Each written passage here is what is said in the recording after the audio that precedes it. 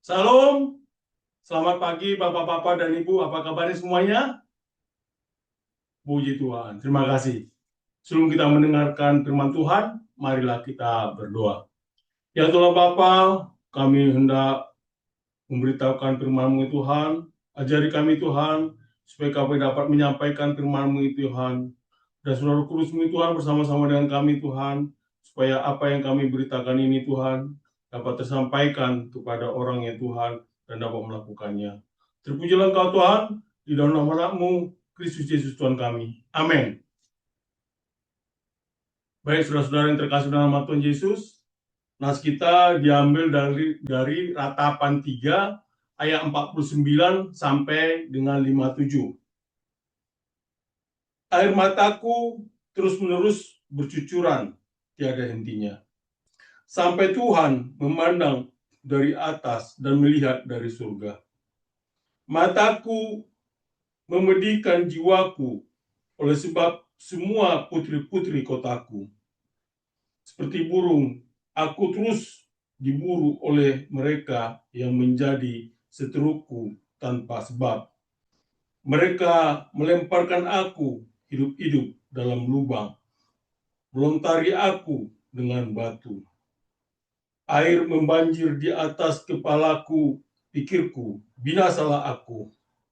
Ya Tuhan, aku memanggil namamu dari dasar lubang yang dalam. Engkau mendengar suaraku.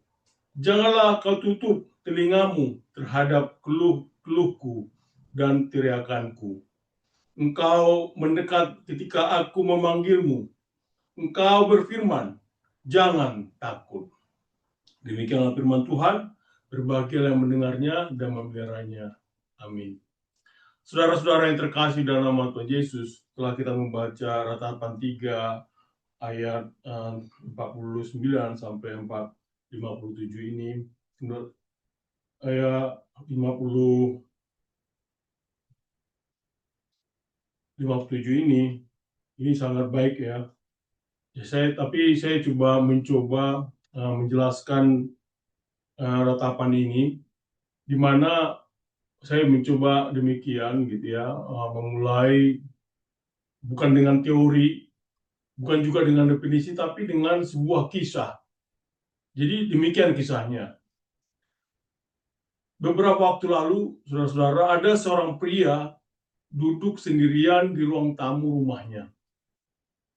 Nah, waktu dia sendirian itu, lampu dimatikan. Dan jam di dinding menunjukkan pukul 1 dini hari. Istrinya sudah tidur, anak-anaknya juga sudah lelap. Tapi ia tidak bisa tidur. Nah, di meja depannya ada tagihan yang belum terbayar. Di ponselnya ada pesan dari kantor tentang kemungkinan pemutusan kerja.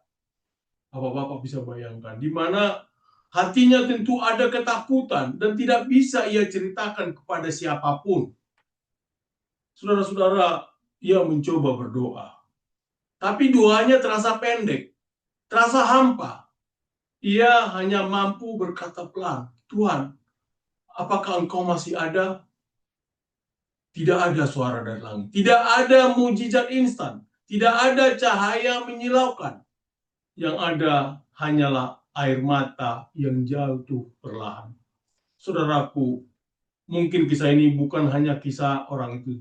Mungkin juga kisah ini adalah kisah sebagian dari kita. Juga saudara-saudara, ada seorang ibu juga yang menangis diam-diam karena anaknya menjauh dari Tuhan. Juga ada kisah anak muda yang tersenyum di gereja tetapi bergumul dengan depresi. Mungkin juga ada pelayan Tuhan yang terlihat kuat tapi imannya sedang goyah. Juga ada pasangan suami istri yang dulu berdampingan tapi hati mereka terasa jauh. Kita hidup di dunia yang mengajarkan kita untuk terlihat kuat. Kita diajarkan untuk berkata, aku baik-baik saja. Kita diajarkan untuk tidak menunjukkan kelemahan, tapi malam hari tidak pernah bisa dibohongi. Dan di sanalah seringkali lahir satu pertanyaan besar. Tuhan, apakah Engkau melihat? Tuhan, apakah Engkau mendengar? Tuhan, apakah Engkau dekat? Saudaraku, terkasih dalam nama Tuhan Yesus. Pertanyaan-pertanyaan itu bukanlah pertanyaan orang yang tidak beriman. Itu pertanyaan orang yang sedang berjuang mempertahankan iman. Hari ini adalah hari Minggu Infokafit, yaitu minggu tentang seruan, tentang seseorang yang berseru kepada Tuhan, tentang doa yang keluar bukan dari kekuatan, tapi dari kedalaman. Dari teks ini hari ini kita berbicara tentang seseorang yang air matanya tidak berhenti. Air mataku terus menerus bercucuran tiada hentinya. Bayangkan saudara-saudara, seorang berdiri di tengah reruntuhan kota yang hancur. Yerusalem telah jatuh, Bait Allah telah terbakar, anak-anak menangis kelaparan, perempuan-perempuan direndahkan, harapan seolah-olah terkubur. Nah, di tengah puing-puing itu, ia berkata, aku tidak bisa berhenti menangis. Ini bukan kesedihan kecil. Ini bukan masalah ringan. Ini adalah kehancuran total. Dan mungkin sebagian dari kita tahu bahwa rasanya kehancuran itu. Ada yang pernah kehilangan orang yang dikasihi dan hidup tidak pernah sama lagi. Ada orang yang pernah dihianati dan sulit percaya kembali.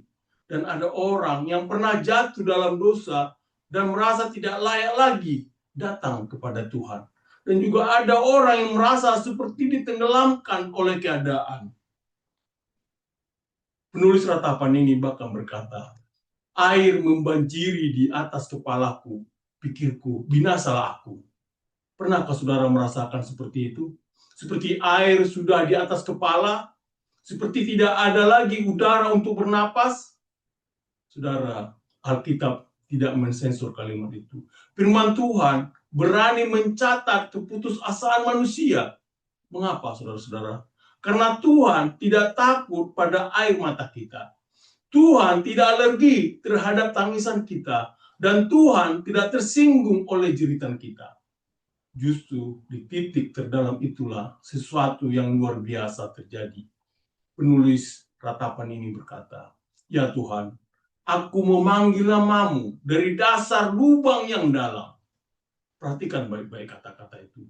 Ia tidak menunggu keluar dari lubang untuk berdoa. Ia tidak menunggu kuat untuk memanggil Tuhan. Ia tidak menunggu layak untuk berseru. Ia memanggil dari dasar lubang. Dan inilah yang membuat teks ini begitu relevan hari ini. Karena saudara-saudara, mungkin kita tidak sedang berdiri di atas gunung kemenangan. Mungkin kita juga sedang berada di lembah. Mungkin kita berada di dasar liang. Tapi Minggu Infokafit ini mengingatkan kita satu hal. Seruan dari kedalaman tetap sampai ke surga. Dan yang lebih menggetarkan lagi adalah jawaban yang ia alami. Engkau mendekat ketika aku memanggilmu. Engkau berfirman, jangan takut. Saudara, ini bukan perubahan situasi. Ini adalah perubahan jarak. Tuhan mendekat. Tidak selalu keadaan berubah seketika. Tidak selalu masalah hilang. Tidak selalu badai berhenti. Tapi Tuhan mendekat. Dan ketika Tuhan mendekat, ia berkata, jangan takut. Saudara-saudaraku yang terkasih dalam Tuhan Yesus, hari ini kita akan melihat bagaimana ratapan 3 ayat 9 sampai 57 mengajarkan bahwa air mata bukan tanda kegagalan iman. Doa dari kedalaman adalah tindakan keberanian rohani. Keselamatan sering dimulai bukan dengan perubahan keadaan, tapi dengan kehadiran Allah. Dan di dalam Yesus Kristus, Allah benar-benar telah mendekat kepada kita.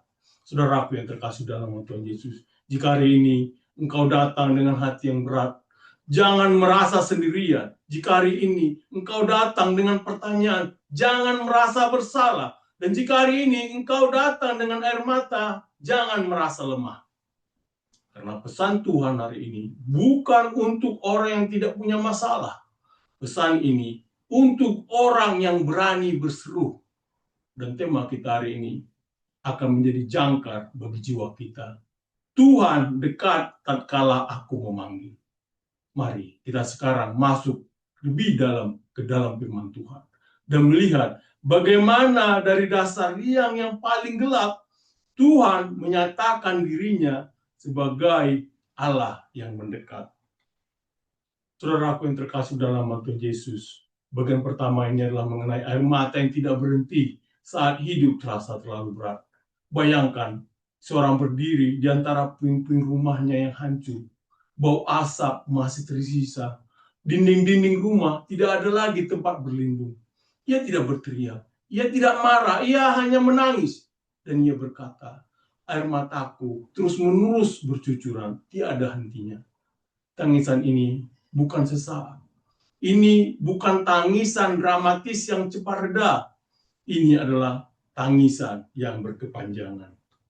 Saudaraku, ada musim dalam hidup kita. Ketika kesedihan bukan lagi badai singkat, tapi musim panjang. Yaitu adalah musim kehilangan, musim ketidakpastian, dan juga musim doa yang terasa kosong. Dan mungkin hari ini, saudara-saudara, ada di antara kita yang sudah terlalu lama menangis dalam hati. Kita tersenyum di luar, tapi di dalam air mata belum berhenti. Firman Tuhan tidak menghakimi air mata itu. Ia mengabaikannya, ia mengabadikannya. Karena air mata bukan tanda lemahnya iman. Air mata bisa menjadi bahasa iman yang paling jujur. Saudara-saudara yang terkasih dalam Tuhan Yesus, di bagian ini, bagian kedua ini, sampai Tuhan melihat, yaitu harapan yang bertumpu pada perhatian Allah. Disebutkan di ayat pasal 50, sampai Tuhan memandang dari atas dan melihat dari surga. Perhatikan kata-kata sampai. Sampai Tuhan, kata-kata sampai. Tangisan tidak berhenti karena keadaan berubah. Tangisan berhenti ketika Tuhan melihat. Betapa dalam kalimat ini. Kita sering berpikir pemulihan terjadi ketika masalah selesai. Tapi Alkitab mengajarkan pemulihan dimulai ketika kita tahu Tuhan memperhatikan. Saya ambil ilustrasi demikian. Seorang anak kecil yang terjatuh seringkali tidak langsung berhenti menangis ketika lukanya dibersihkan. Ia berhenti ketika ibunya memeluknya. Yang menyembuhkan bukan hanya perawatan, tapi adalah perhatian. Saudaraku, mungkin hari ini masalahmu belum selesai. Tapi satu pertanyaan penting adalah ini. Apakah engkau percaya Tuhan melihat? Karena jika Tuhan melihat, engkau tidak diabaikan. Engkau, saudara-saudaraku, tidak dilupakan. Engkau, saudara-saudaraku, tidak sendirian. Bagian ketiga ini kita bisa mempelajari mata yang melukai jiwa, yaitu luka yang bersifat komunal. Di ayat 51 mengatakan, mataku memedihkan jiwaku oleh sebab semua putri-putri kotaku. Mataku memedihkan jiwaku oleh sebab semua putri-putri kotaku. Ini bukan hanya menangis sendiri, menangisi dirinya sendiri. Ia menangisi bangsanya. Ia melihat penderitaan perempuan-perempuan kota. Ia melihat kehancuran generasi muda. Ia melihat masa depan yang runtuh. Dan penglihatan itu melukai jiwanya. Saudaraku, iman sejati tidak individualistis. Iman sejati memiliki empati. Hari ini, saudara-saudara, dapat kita melihat bahwa anak-anak kehilangan arah. Rumah tangga retak, ketidakadilan merajalela. Banyak orang terluka secara mental. Pertanyaannya, apakah mata kita masih bisa menangis? Gereja yang tidak lagi merasakan luka dunia akan kehilangan denyut jantung Kristus. Ratapan ini mengajarkan kita, melihat penderitaan adalah bagian dari penderitaan itu sendiri. Seperti di ayat 52 mengatakan, seperti burung aku terus diburu oleh mereka yang menjadi seteruku tanpa sebab. Seperti burung aku terus diburu oleh mereka yang menyuruhku tanpa sebab. Bayangkan, seekor burung kecil yang tidak bersenjata dikejar, dibidik tanpa alasan. Ada penderitaan yang terasa masuk akal. Tapi ada penderitaan yang terasa tidak adil. Difitnah tanpa alasan, dihianati oleh orang terdekat, disingkirkan tanpa kesalahan. Dan kita bertanya, mengapa hal ini terjadi? Ratapan di sini tidak memberikan jawaban filosofis. Ia memberikan ruang untuk kejujuran. Saudaraku yang terkasih, Tuhan tidak takut pada pertanyaan mengapa. Iman yang dewasa bukan iman yang tidak pernah bertanya, tapi iman yang membawa pertanyaan kepada Tuhan. Disebutkan lagi di ayat 53, mereka melemparkan aku hidup-hidup dalam lubang, melontari aku dengan batu. Mereka melempari aku hidup di dalam lubang. Aku membanjiri di atas kepalaku, pikirku, binasalah aku. Di ayat 54. Ini bukan kesedihan biasa. Ini adalah pengalaman hampir mati. Bayangkan saudara-saudara, katanya, mereka melempari aku hidup-hidup dalam lubang. Bayangkan dalam lubang mereka melempari, dan air membanjir di atas kepalaku. Artinya airnya sudah sampai di atas kepala. Artinya dia tenggelam. Dan akhirnya dia akan berpikir, binasalah aku. Nah, ini adalah bukan kesedihan biasa. Ini adalah pengalaman hampir mati. Bapak bisa bayangkan. Dan orang-orang hari ini, kita bisa lihat, tenggelam dalam hutang, tenggelam dalam rasa bersalah, tenggelam dalam depresi, tenggelam dalam dosa, dan dalam hati mereka berkata, aku sudah tidak sanggup. Saudaraku yang terkasih, Tuhan mengizinkan kalimat binasalah aku tertulis dalam Alkitab. Mengapa? Karena Tuhan tahu bahwa iman sejati seringkali lahir di titik terendah. Disambungkan lagi, dikatakan, ya Tuhan, di ayat 55, ya Tuhan, aku memanggil namamu dari dasar lubang yang dalam. Kata-kata yang sangat menyentuh, ya Tuhan, aku memanggil namamu dari dasar lubang yang dalam.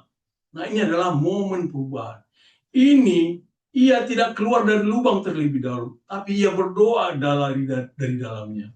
Sering kita berkata, nanti kalau hidupku sudah rapi, aku akan berdoa. Tidak. Doa bukan hadiah untuk orang kuat. Doa adalah napas orang yang lemah. Saudaraku, tidak ada kedalaman yang terlalu dalam bagi doa. Bahkan dari dasar dia, suara itu tetap sampai ke surga. Lalu di ayat 56 mengatakan, engkau mendengar suaraku. Engkau mendengar suaraku. Hal ini, kata-kata ini sangat betapa sederhana. Tapi betapa dahsyat. Tidak ada kilat, tidak ada gempa. Hanya ada kesadaran Tuhan mendengar. Saudaraku, doa bukan monolog. Doa bukan monolog. Doa adalah relasi antara kita dengan Tuhan. Dan relasi berarti ada yang mendengar. Mungkin jawaban kita belum terlihat. Tapi fakta bahwa Tuhan mendengar sudah menjadi pengharapan.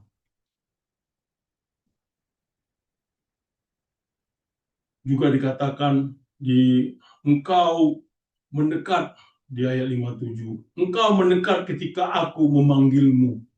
Engkau mendekat ketika aku memanggilmu. Perhatikan ini. Tuhan tidak hanya mendengar dari jauh, namun ia mendekat. Yang berubah bukan situasi, tapi jarak. Saudaraku yang terkasih, keselamatan seringkali dimulai bukan dengan perubahan keadaan, tapi dengan perubahan jarak antara kita dan Tuhan. Dan ketika Tuhan mendekat, ketakutan mulai kehilangan kuasa. Di ayat selanjutnya dikatakan,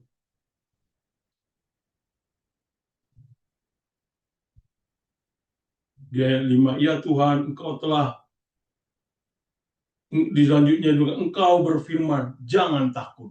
Selanjutnya di 57b, engkau berfirman, jangan takut.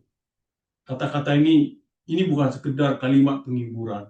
Ini adalah deklarasi ilahi. Ketika Tuhan berkata jangan takut, ia tidak menyangkal kenyataan. Ia memberikan keberanian di tengah kenyataan. Ketakutan sering lebih besar dari masalah itu sendiri. Tapi satu kalimat dari Tuhan bisa meredakan badai dalam hati. Lalu saudara-saudaraku, di bagian 10 ini adalah penggenapan dalam Kristus, yaitu Allah yang masuk ke dalam Dia. Saudara-saudaraku, Yesus Kristus masuk ke dalam ratapan manusia. Ia diburu tanpa sebab, ia dituduh tanpa bukti, ia disalibkan tanpa keadilan. Di kayu salib ia berkata, ia masuk ke dalam liang paling dalam, yaitu kematian. Mengapa, saudara-saudara? Supaya ketika kita memanggil, kita tidak pernah sendirian lagi. Kebangkitannya adalah bukti bahwa liang bukan akhir cerita. Saudaraku yang terkasih dalam Tuhan Yesus, mungkin keadaan saudara-saudara belum berubah. Mungkin juga air terasa tinggi. Tapi satu hal yang saudara-saudara dapat berubah hari ini adalah saudara-saudara bisa memanggil. Dan ketika saudara-saudara memanggil, Tuhan mendekat. Dan ketika Tuhan mendekat, Ia berkata, jangan takut. Hari ini, mari kita menyembunyikan air mata kita. Mari kita tidak berpura-pura kuat. Mari kita berseru. Karena janji Tuhan tetap teguh. Tuhan dekat tatkala aku memanggil. Saudara-saudara yang terkasih dalam nama Tuhan Yesus, izinkan saya menutup khotbah dengan sebuah kisah. Kisahnya sedemikian, yaitu ada seorang anak kecil yang takut pada gelap. Setiap malam ketika lampu kamar dimatikan, ia memanggil ayahnya. Ayah, jangan pergi dulu. Sang ayah tidak selalu menyatakan kembali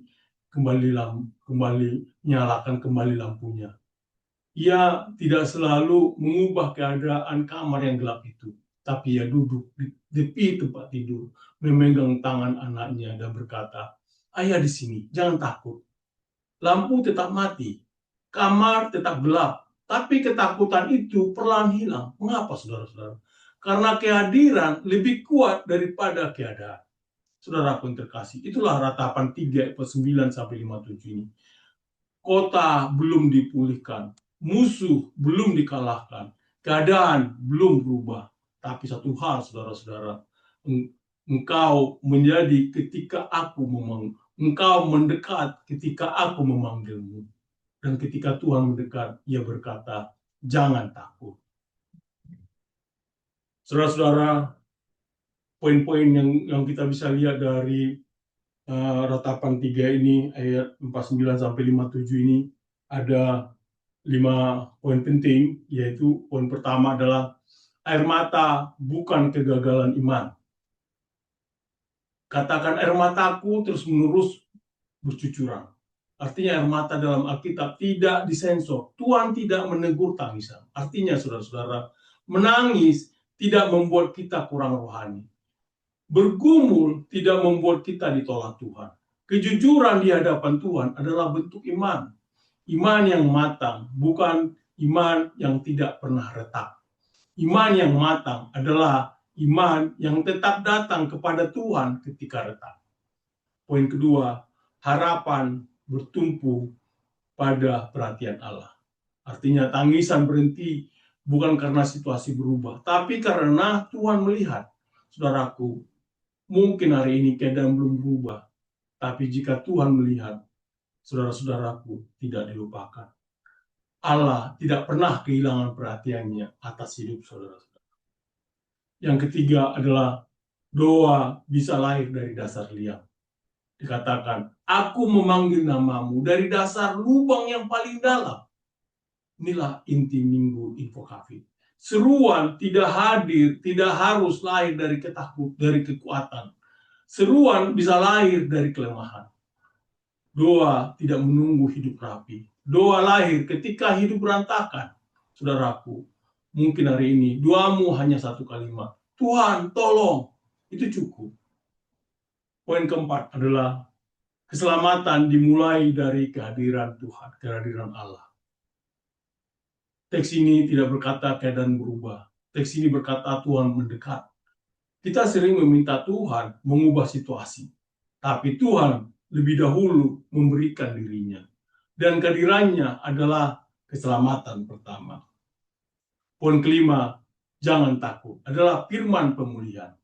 Ketakutan adalah penjara batin terbesar manusia, yaitu adalah takut gagal, ketakutan adalah takut ditolak, ketakutan penjara batin adalah takut kehilangan, dan juga takut masa depan. Tapi ketika Tuhan berkata, jangan takut, itu bukan sekedar motivasi. Itu adalah deklarasi ilahi. Ketika Allah hadir, ketakutan kehilangan otoritasnya. Saudaraku yang terkasih dalam nama Tuhan Yesus, ratapan ini menemukan kepenuhannya dalam Yesus Kristus. Yesus dibuang tanpa sebab. Yesus dihina tanpa alasan. Yesus disalibkan dalam ketidakadilan. Di kayu salib ia berseru. Ia masuk ke dalam liang paling dalam, yaitu kematian itu sendiri. Mengapa saudara-saudara? Supaya ketika kita berseru, Allah tidak lagi jauh. Salib adalah bukti Tuhan bukan hanya mendekat, ia masuk ke dalam penderitaan kita. Dan kebangkitan adalah bukti bahwa liang tidak pernah menjadi akhir cerita bagi orang yang berseru kepada Tuhan. Hari ini saudara-saudara, mungkin saudara-saudara yang sedang tenggelam, saudara-saudara tidak sendirian, berserulah, Tuhan mendekat. Buat saudara-saudara yang sudah berhenti berdoa, mulailah lagi. Bukan dari kekuatan, tapi dari kelemahan. Buat saudara-saudara yang merasa Tuhan jauh, perasaan tidak selalu mencerminkan realitas rohani. Firman Tuhan berkata, ia mendekat. Buat saudara-saudara yang belum sungguh-sungguh percaya, maka pertobatan dimulai dengan satu seruan, Tuhan, kasihanilah aku. Dan ketika saudara-saudara memanggil, ia tidak menolak. Saudara-saudara yang terkasih dalam nama Tuhan Yesus, kita kembali ke cerita tadi, cerita kepada pria yang duduk di ruang dalam gelap itu. Masalahnya belum selesai, tagihannya belum lunas, kantornya belum memberi kabar baik. Tapi malam itu, ia melakukan sesuatu yang sederhana. Ia berlutut dan berkata, Tuhan, aku tidak takut, tapi aku memanggil Engkau. Tidak ada kilat, tidak ada suara menggelegar, tapi ada damai yang berlahan turun. Bukan karena masalah hilang, tapi karena ia tahu Tuhan dekat. Saudaraku yang terkasih dalam Tuhan Yesus, mungkin hari ini hidup saudara-saudara belum berubah. Mungkin liang itu masih terasa dalam, mungkin air masih terasa tinggi. Tapi satu hal bisa berubah hari ini adalah saudara-saudaraku bisa memanggil. Dan ketika saudara-saudara memanggil, Tuhan mendekat. Dan ketika Tuhan mendekat, ia berkata, jangan takut. Saudara-saudaraku, apabila saudara-saudara berdoa, berdoalah demikian. Ya Tuhan, Engkau melihat air mata kami. Engkau mendengar seruan kami. Engkau mendekat ketika kami memanggil. Ajarlah kami untuk tidak berpura-pura kuat, tapi berani berseru. Dan ketika hidup terasa seperti liang yang dalam, ingatlah kami bahwa Engkau lebih dekat daripada kekuatan kami.